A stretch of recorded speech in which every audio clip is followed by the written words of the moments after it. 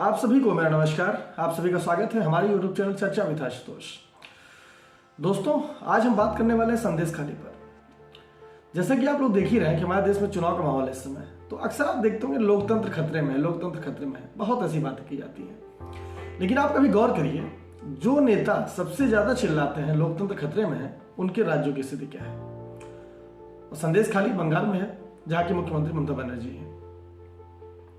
काफी मुद्दा गरमाया हुआ है इस संदेश खाली का, लेकिन आप देखिए कहीं पर आपको नजर आ रहा है, इस पर कोई बात करते हुए नजर आ रहा है। जितने बुद्धिजीवी लोग हैं, जिनको जो अपने आप को मतलब उनका अवश्य तो अपने आप को भारत रत्न दे दें कि हम उतने समझदार हैं, वो न तो वो कहीं वीडियो बना रहे हैं, न तो वो इस पर बात करना चाह रहे हैं। और जब उनसे पूछा जाता है तो वो कहते हैं कि अभी जांच चल रही है, जब जैसी बात होगी उस हिसाब से हम वीडियो बनाएंगे।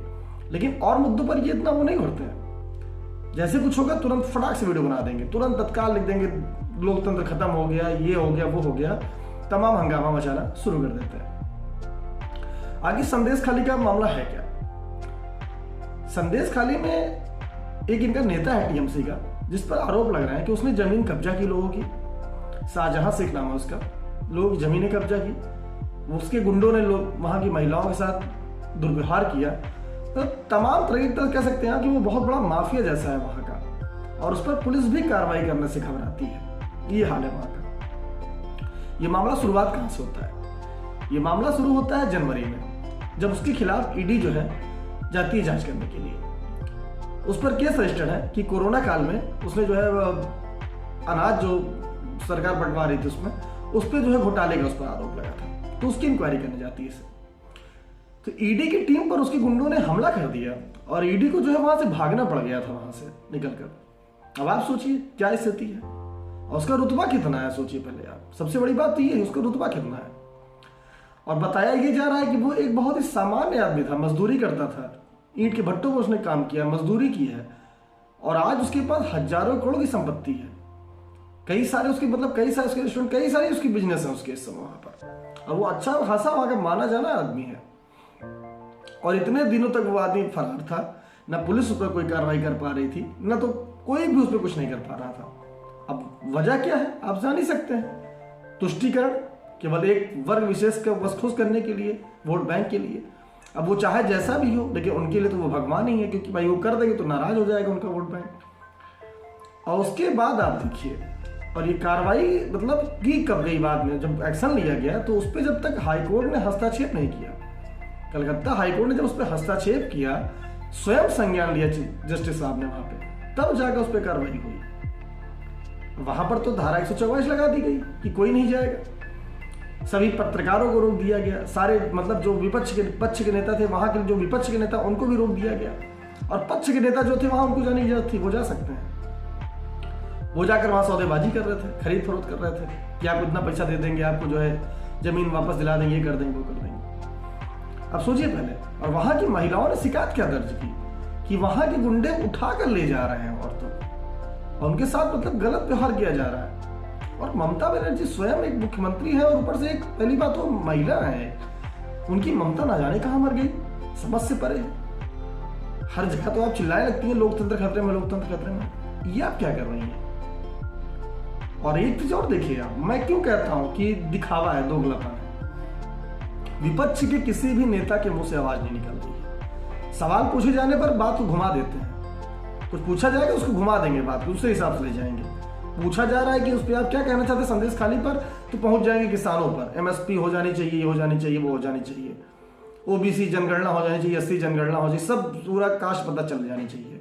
बात इस पर घुमा के लेके आ जाते हैं। तो सोचिए आप कितनी गंदी मानसिकता के साथ काम किया जा रहा है। इसको क्या कहा जाए, दोगलापन ना कहा जाए तो। हम उन्हीं पत्रकारों कह रहे हैं, आपको अच्छा पता मैं किन पत्रकारों कह रहा हूं, उनकी एक वीडियो नजर नहीं आ रहा है उस पर। क्या यार वो SC ST नहीं है क्या? वो ओबीसी नहीं दिख रहे हैं आपको? क्यों आपका ये नैरेटिव हो जाता है कि किसी विशेष धर्म का अगर गुनहगार होगा तो आप तुरंत ही जो है दबा जाते, पीछे चले जाते हैं, बैक चले जाते हैं कि नहीं इस पर नहीं बोलना है। और वैसे आप भर भर की वीडियो बनाते हैं, 10-10 ट्वीट, 20-20 ट्वीट कर देंगे एकदम, और किसी का एक ट्वीट नजर नहीं आता है उसके बाद कि कोई कह दे, किसी की मजाल नहीं है कुछ कह दे। ये इतना गंदा आप लोग माहौल तैयार कर रहे हैं। आप क्या दिखाना चाहते हैं कि आप लोग कुछ भी करो, तुम कुछ भी करो, कोई दिक्कत नहीं, हम तुम्हारे साथ खड़े हैं। कोई समस्या नहीं है, चिंता मत करना बिल्कुल। ये जो भीम आर्मी वाले हैं ये कहाँ नजर आते हैं, कहाँ चला जाता है ये आदमी? ये आपको हर जगह दिखेगा, ये आपको हर जगह दिख जाएगा, हंगामा करते हुए नजर आ जाएगा। लेकिन जब विशेष किसी धर्म में से जुड़ा हुआ मामला रहेगा, ये इंसान कुछ नहीं बोलता है, शांत हो जाता है। इसकी जितना जातिवादी इसकी मानसिकता है वही तुरंत एकदम नॉर्मल हो जाती है बिल्कुल। लेकिन अभी आप ये मैटर किसी और का होता है, इसमें कोई बड़ा वर्ग का इंसान होता है, ये तुरंत हंगामा करना पहुंच जाता है वहां पे, तुरंत हंगामा करके करता, बिल्कुल हंगामा मचा देता बिल्कुल। और आप देखिए कई जगह, एक नहीं आपको हजारों उदाहरण मैं ऐसा दिखा सकता हूँ आपको। इन लोगों की दोगलेपन के आप देख सकते हो किस तरह ये दोगलापन करते हैं। इनके हिसाब से रहेगा तो ये बोलेंगे, इनके हिसाब का नहीं रहेगा तो ये नहीं बोलते हैं। आप देखना ही नहीं चाहते। आप देखिए ना, जो इन पत्रकारों का जो है बड़ा सपोर्ट करता है कि बड़े निष्पक्ष पत्रकार हैं, आप देखिए इनकी वीडियो से यार, आप देखो ना, आप क्यों नहीं देख पाते हो कि कितना मतलब ये सोच उनकी कैसी है। इनके हिसाब से बात होगा तो ये कैसे बात करते हैं। अगर इनके मन का नहीं है तो बिल्कुल बात ही नहीं करेंगे, उसको चर्चा ही नहीं करेंगे। क्या वो भारत का अंग नहीं है क्या संदेश खाली भारत से बाहर आता है क्या, कि पश्चिम बंगाल भारत से बाहर है? नहीं ना, वहीं पे है। राष्ट्रीय महिला आयोग की वहां जो है गई अध्यक्षा गई, वहां पे अनुसूचित जाति आयोग के जो है अध्यक्ष गए। अब वो अपनी रिपोर्ट वहां सौंपने जा रहे हैं, राष्ट्रपति को सौंपे रिपोर्ट अपनी। अब सोचिए, ममता बनर्जी वहां पर पश्चिम बंगाल के जो है विधानसभा में खड़ी होकर ये कहती हैं कि वो आरएसएस से गढ़ है, इसलिए वहां दंगे होते हैं, वहां ऐसा होता है। मतलब एक तरह से क्लीन चिट दे रही हैं कि मतलब वहां पर कुछ नहीं, सारा गड़बड़ी आरएसएस वाले कर रहे हैं, बीजेपी वाले कर रहे हैं। यार हर चीज में तुम केवल आरएसएस और बीजेपी को लपेट दोगे, तुम्हारी कोई जवाबदेही ही नहीं है किसी चीज को लेकर कि हमें क्या करना है, हमें क्या नहीं करना है। मतलब जो आप करोगे वो सही है, बाकी मतलब हर चीज में आप बीजेपी को घुमा दो, कुछ गड़बड़ बीजेपी ने करा दी, बीजेपी दंगा करा रही है, आप तुरंत क्लीन चिट दी। और इतने दिनों बाद वो पकड़ा गया, जब उसका थोड़ा स्टाइल देखिए, एटीट्यूड देखिए उससे जो है, जैसे कोई राजा जा रहा हो आगे तो पीछे पीछे पुलिस जैसे दुक्पुक के जा रही पीछे, और आराम से बढ़िया विक्ट्री साइन दिखाते हुए जा रहा है कोर्ट के अंदर। मतलब कोई टेंशन ही नहीं है कि मतलब जैसे ऊपर से तो सपोर्ट है बिल्कुल, तुम जाओ राजा, कुछ भी करो, कोई दिक्कत नहीं है, हम सब देख लेंगे, निश्चित रहना आप। ऐसा क्यों, आखिर ये क्यों हो रहा है? ये इस पर कोई विचार ही नहीं करना चाह रहा है। मैं क्यों कहता हूँ ये क्रोनोलॉजी बनाई जाती है पूरा तरह से। आप देखिए, आप देख ही नहीं पा रहे हो, बहुत सारे उदाहरण हैं। ऐसे लॉयर इनके केस लड़ने आ जाते हैं मतलब जिनका अपॉइंटमेंट लेना मुश्किल हो जाता है, 6-6 महीना 7 साल बाद अपॉइंटमेंट मिलेगा उनका।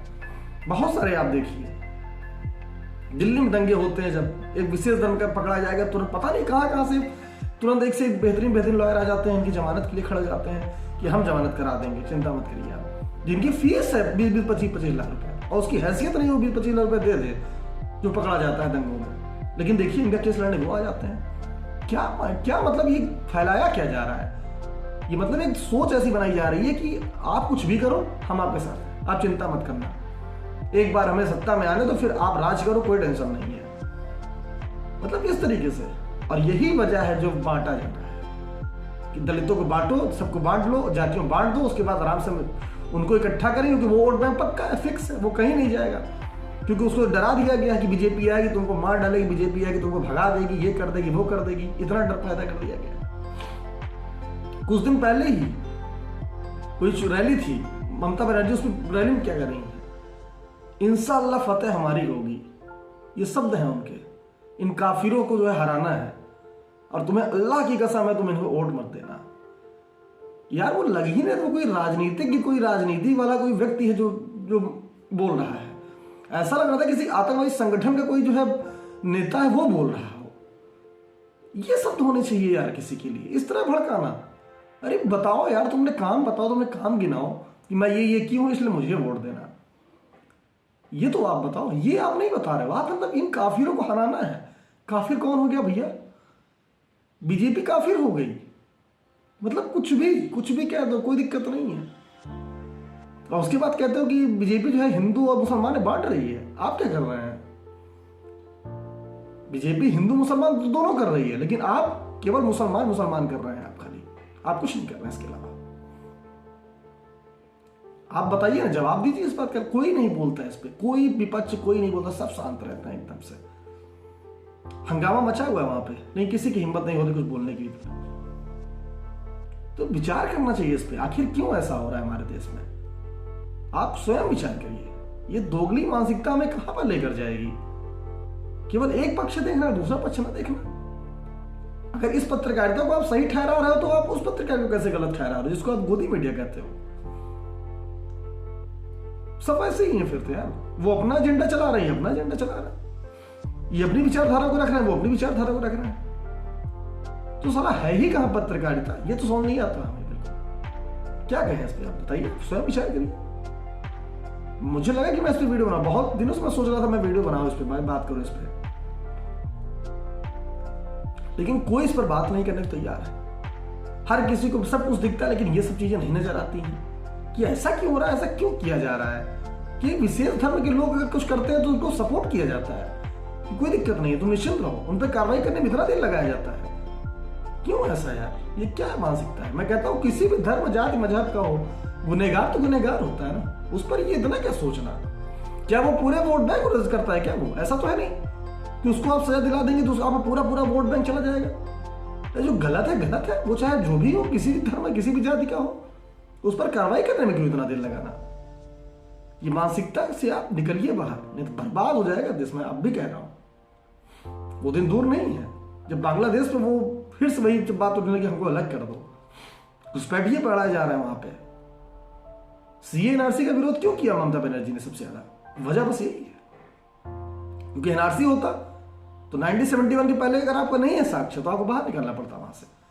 और इस तरीके से वहां उन्होंने रोहिंग्यों को बसाया हुआ है, बांग्लादेशी घुसपैठ कराया हुआ है कि उनके आधार कार्ड तक बना दिया गया, वोट बैंक वोट कर रहे हैं वो वहां पे आके। एनआरसी का विरोध इसीलिए किया जा रहा है, और एनआरसी बहुत जरूरी है अपने देश में इस समय। ये जो कार्य चल रहा है ना, ये सत्ता पाने के लिए, मतलब आप देश को मतलब बर्बाद करने तुले हो आप, सत्ता के लिए आप बाहरी को बसा रहे हो।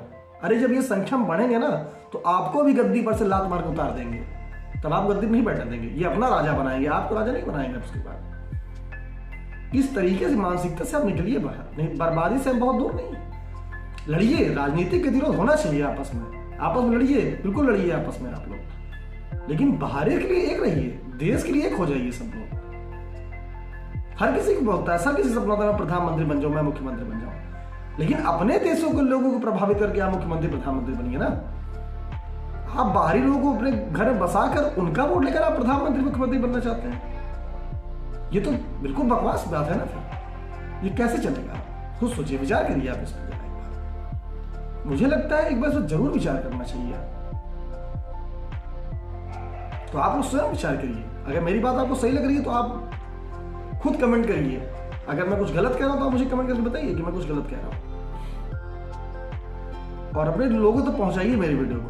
वीडियो बनाता हूं, उस पर रीच नहीं आती इतनी बढ़िया। लोगों तक वीडियो पहुंचाइए, शेयर करिए, अपने लोगों में आप शेयर करिए, कम से कम लोग जाने कि चल क्या रहा है इस देश में। हर किसी को अंधभक्त कह देना ये ठीक नहीं है। सच्चाई भी तो देखो यार, सच्चाई क्या चल रही है, सच्चाई क्या जमीन पे क्या दिख रहा है। मतलब कोई मोदी की बात कर देते तो अंधभक्त हो जाता है, और तुम उनकी बात करोगे तुम बहुत अच्छे हो गए, बहुत दिमागदार हो गए, तुम ऑक्सफोर्ड यूनिवर्सिटी से पढ़ के आए हो। क्यों ऐसा? थोड़ा विचार करने की जरूरत है इस पर। एक बार आप स्वयं बात करके देखिए, आप स्वयं विचार करिए, मैं तो कहूंगा। और आपको निश्चित ही इस पर आपको एक पॉइंट ऑफ व्यू बनाना होगा। आखिर कैसे अपने देश को हम सुरक्षित कर पाएंगे अगर इस तरीके से घुसपैठियां हमारे देश में आते रहेंगे? तो मुझे लगता है इस पर विचार करना चाहिए एक बार। तो ठीक है, मैं अपनी बातों को यहीं खत्म करूंगा। तो फिर मिलेंगे किसी नए टॉपिक पर, उस पर चर्चा की जाएगी। तब तक के लिए मुझे इजाजत दीजिए। नमस्कार।